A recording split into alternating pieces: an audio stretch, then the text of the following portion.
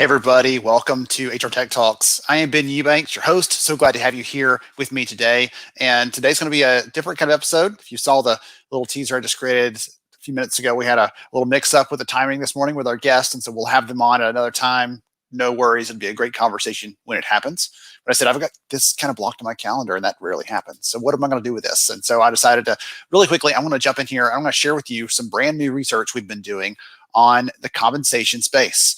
So the thing that gets me about comp is we think about payroll, right? We think about those kinds of very tactical things, but comp is a little different for me. I see it as a strategic activity that weaves through every single part of the employee experience.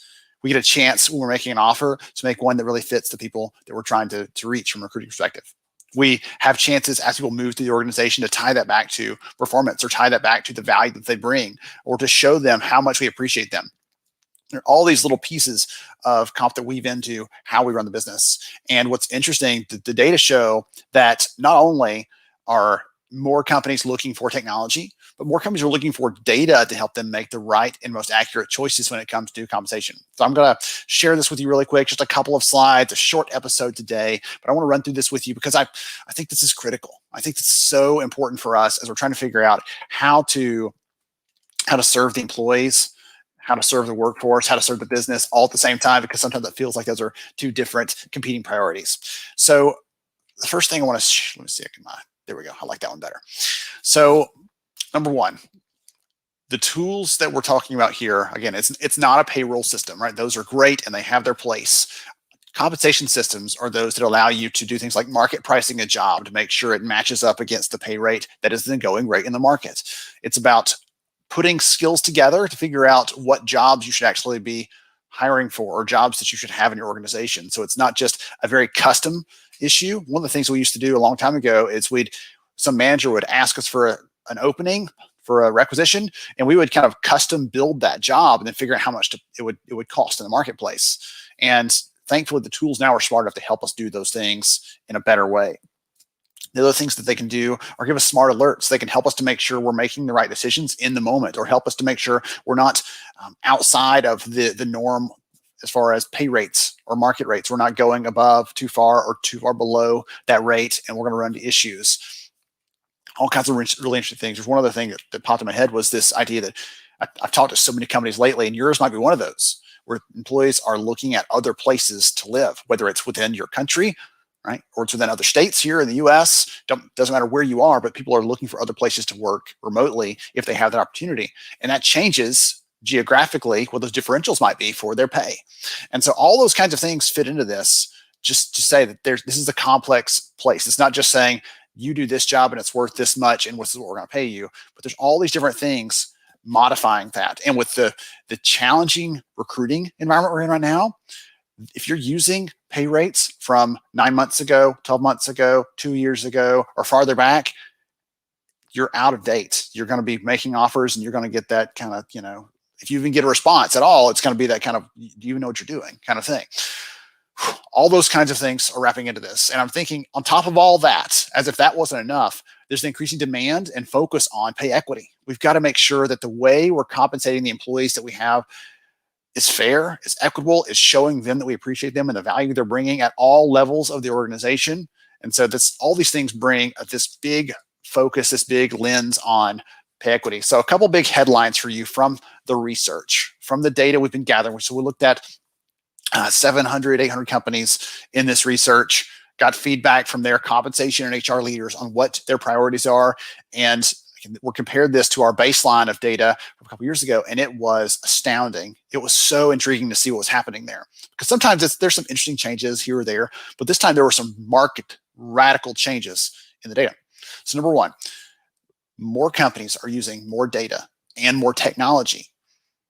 Normally, again, 5 years ago, 10 years ago, you'd see organizations with thousands of employees or 10,000 employees or 100,000 employees. They're using these things to make sure they're consistent across the business. I've talked to companies in the last 6 months that have fewer than 100 employees. They're looking at how to use data sources because they are competing for technical talent with the big companies and the very competitive companies, and they need some way to understand how their rates are comparing. So they're using these tools to help them level up level the playing field. Seeing more mature buyers overall as well, asking better questions, thinking more clearly about the things that they need from the system. And there's a lot of things wrapped into that one. I can't go into that one too deeply at the moment. We're still finishing some of the analysis on that. But the last one I thought was most intriguing is that there's a ton of movement. 1 out of every 2 companies we talked to said that is using technology right now said we're actually looking at new providers. We're trying to think about who we're gonna maybe shift to, or we're evaluating what other options are out there. We're keeping our options open. Right? And when it came to that, that surprised me very much. Why? Because when you look at the reasons we have in the data, the reasons that someone picked a system that they're using now, we also compare that against the reasons they're looking for a new system. And we compare that against a company who's never used one ever. How are you comparing across these categories? We found for those that are changing a system, for the first time ever since we've been measuring, it jumped not into the top 5, but in the number 1 slot was actually support, service, how they're getting help from their providers jumped to the number 1 reason why companies are looking for a new company.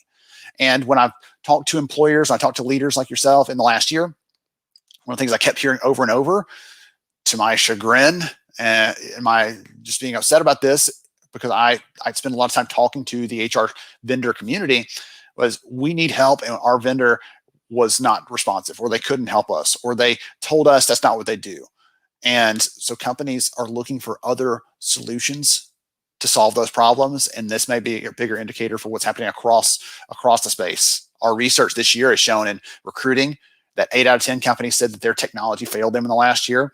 On the learning and talent development side, 8 out of 10 companies, it's a big swath of employers have said these things we've been using. When the world changed, it was too much, too agile, too great of a demand, and we couldn't respond quick enough. The tools did not allow us to do that. So there's all these things driving this. Let me take a step lower. I want to put my nerd hat on for a second here. And I'll explain to you, because I talked about people using more data, people using more technology, and I wanted to give you a kind of an example of what that looks like so you understand more about that.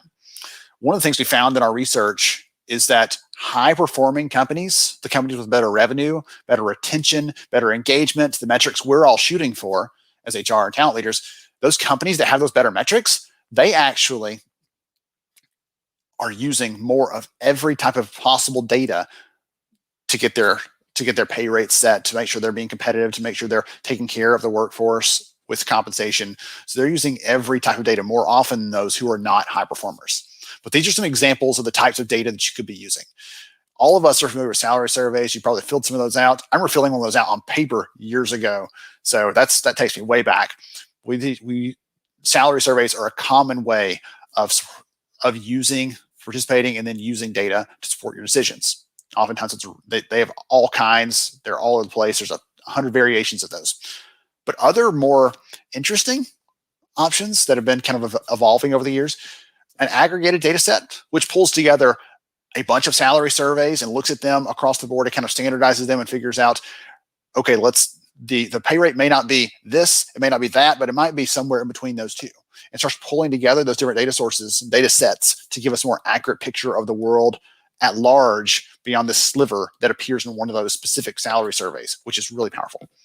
One of the other things that we've seen is more use of anonymous data. So if you've ever used Glassdoor or LinkedIn, or there's dozens of these sites.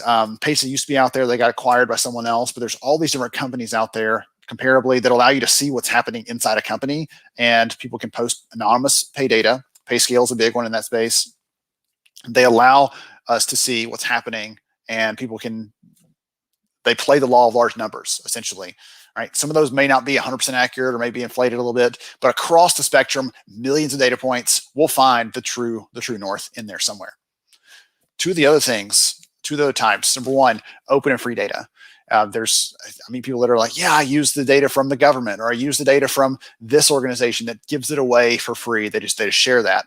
Those things are helpful, but they're probably not as accurate as some of these other things we're talking about here, because these other ones are measured sometimes even more frequently than annually, but many times annually, to make sure we're getting the right numbers. And so I'd encourage you, if you're using one of those free things, that's fine as a general ballpark, as maybe a yardstick to understand how close you are. But I wouldn't use that as your only thing, because you're missing out on the other insights of what's happening in space. And then the last one, emerging sources. It's hard. This feels like a kind of a fuzzy category. But one of the examples of this is I've seen a company that can look at all the job openings that are available. And we actually cited a lot of their ongoing research in last year. They helped us to keep track of what was happening in the space.